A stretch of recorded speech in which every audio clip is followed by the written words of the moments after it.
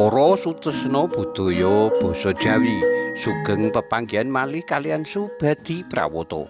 Ing kalodhangan menika badhe ngaturaken waosan buku basa Jawi Cerita Cekak. Anggitanipun Diah Katrin kanthi irah-irahan Wayah Srengenge Lingsir.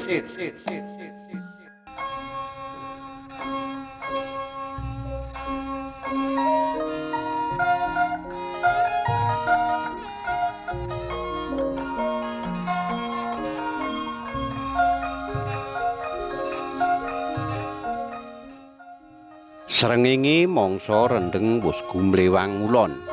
Nyunarake cahya surem menyang jembare pategalan lan pesawahan. Hawane krasa atis, nanging awak tetep sumuk. Ketang wis watara 2 jam anggone ngudang pacul. Pancen umur wis 75 taun. Nanging durung ngos-ngosan menawa mung ngobat abitke pacul satetae. Pancen sawise pensiun wektune dientekake ana kebun gedhang.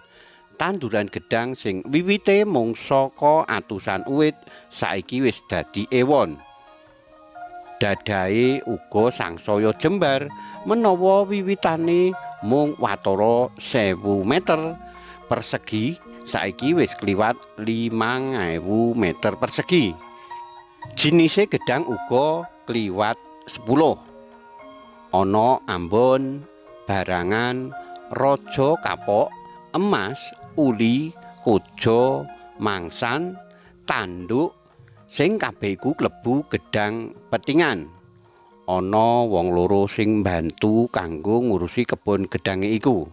Yatna sing umurane wis 81 taun lan Klimin sing 50 taun.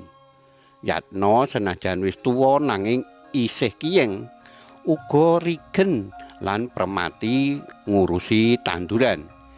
Dene Klimin kejaba isih rasa uga cepet tumandange. Mula senajan mung diurusi wong telu nanging kebon gedhange tetep kerumat becik. Ananging 2 dina iki gawean diborong ijen. Yatna tilik anake menyang Sumatera. Wis watara sepasar. Klimin isih rewang manten tanggane. Mula gawean reresik kebon ditandangi dhewe satetae. Dene gawean ngunduh gedhang sawetara iki ditandangi bojone Bikem. Salah sijine bakul gedhang lengganane. Pak Karto. Dheweke noleh terus ngendhekake anggone ngempakake pacul. Namatake sing teka. Tarman bojone Bikem marani panggonane. Ana apa? Nika wonten tiyang pados pisang ajeng nggih tarup. Oh, wong endi? Duka, dereng kula tangkleti griyane. Regine pinten sajodo? Ya kaya biasane wae 500. Nggih. Tarman cengkelak lunga. Pak Karto nututi jangkae Tarman. Nurut lakune Tarman tumuju enteke kebonan sapinggir dalan. Kaduan katon ana mobil Avanza diparkir sangisor uwit talok. Ana priyayi loro lanang wadon lungguh angkrikan sapinggir dalan. Ajeng ngersakake pisang raja napa, Bu? Pisang raja bagus, raja mala napa santen? Tarman celuluk karo marani panggonane wong lungguhan. Biasane nek nggih tarup pisang napa? Wah, werni-werni, Bu. Nek nurut kraton biasane pisang raja bagus. Ning nek ming limrahe nggih raja mala napa raja santen. Lah, regine sami sepasang gangsal 100.000. Mboten saged kirang. Nggih, matur mawon kalih Pak Karto sing kagungan kebon. Tarman noleh marang Pak Karto. "Saged kirang, Pak?" "Ya ora apa-apa, 450 wae." Pak Karto marani wong sarimbit. "Lho, jenengan to, Pak?" Pak Karto suwignya mlengak. Jebul wong loro mau Pak Basiran karo garwane. Pak Basiran mono keri dhewe sadurunge pensiun nglungguhi jabatan Kasih Industri Kecil ing Dinas Perindustrian. Banjur wong telu alam-alaman sawise pensiun Pak Basiran banjur kondur dusun. Momong putu karo nyambi ngolah tetanen sawah. Ngendikane, "Kantenan sakniki golek tenaga buruh sawah niki angel nggih, Pak?" "Pancen enggih." Pak Karto ngedongi karo manggut-manggut. "Sajane ngolah sawah sarwa mbayar tenaga niku mboten mulih biayane. Kejawi regi gabah mboten nate murwat. Ama pantun lunga teka. Genti genten ngrusak taneman pantun. Mila usaha tani sawah niku nek kabeh sarwa tuku kalih kongkon pun mboten nonton batine." "Pancen enggih." Wong loro ngguyu bareng. Garwane Pak Basiran ngetutake Tarman milih gedang raja sing arep dibutuhake. Dene Pak Karto karo Pak Basiran banjur ngepenake anggone lungguh angkrikan, nerusake anggone alam-alaman. Nggih kawontenan ngeten iki sing marai para nonoman kurang tertarik tetanen. Ragate pun ageng, kasile kurang bisa dijagakake, gek oleh ngenteni panenan suwe. Leres. Mila sing sakniki sing purun tani sing empun lan sia kados kula niki." Pak Karto nyekakak. "Ning rak kalih nggih olahraga to?" "Nggih. Tetanen niku olahraga sing onten keuntungan ekonomi." Pak Basiran manggut-manggut. "Banjur terus nek sing purun tani pun lansia?" "Waduh, nggih niku sing mutawatiri. Nek kados para petani saumur kula pun boten kuwawi." "Wah, napa kelakon siti tetanen boten wonten sing garap?" "Nggih kalampah. Nek sing enem-enem napa boten ketarik tetanen, rak mestine kathah sawah lan kebon nganggur." "Nggih, nggih. Ning kawontenan niku nggih mboten semata-mata salahe wong enom kok. Jaman sing nuntut sarwa cemepak murugaken tiyang mboten sranta. Tetanen sing kasile dangu kirang cepet dados dhuwit.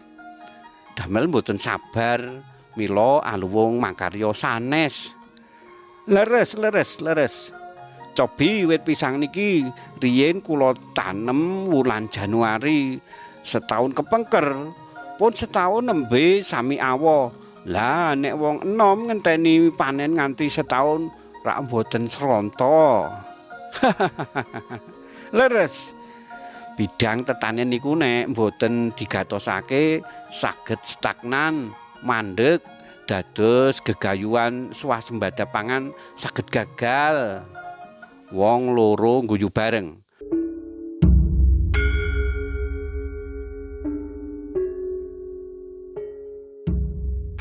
Pak Karto nyawang srengenge sasi Desember sing surem, saya ngulon parane tumuju imbang kulon. "Jenengan tamatke nika?" "Oh, wonten napa?" "Srengenge nika lho, Pak." Pak Karto ngacungi srengenge sing kalingan godhong gedang. "Pripun?" "Lah nggih, kados ngendikane jenengan wau, olah tani ing dusun niku ibarat srengenge niku. Saya ngliwang ulon, saya surup kahanane."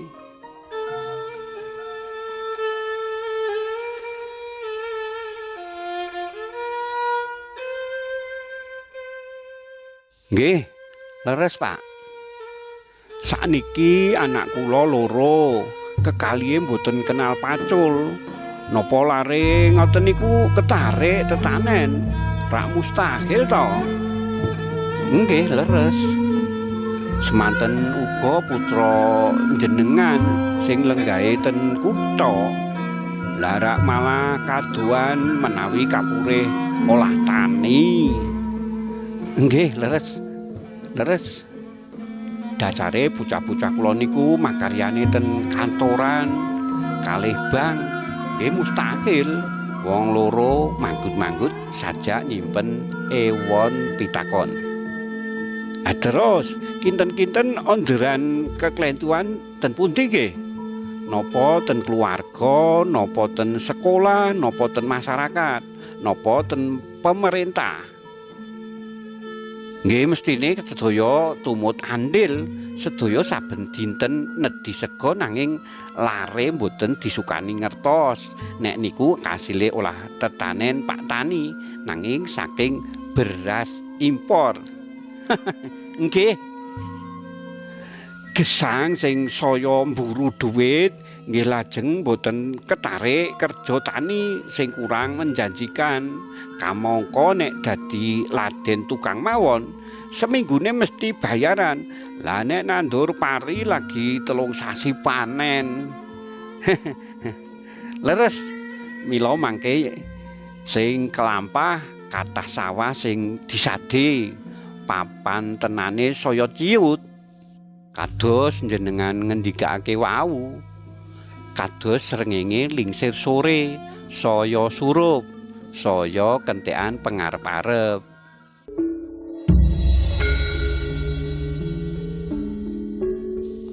Saka kaduan sisiane Pak Basiran bretek-bretek ngejak nonton pisang sing dikarepake.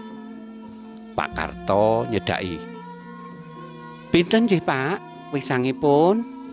Bu Basiran ngelolos duit saka dompet. Pun diasta mawon Bu. Wah, mboten, kula mboten sekeca lho. Mboten saestu.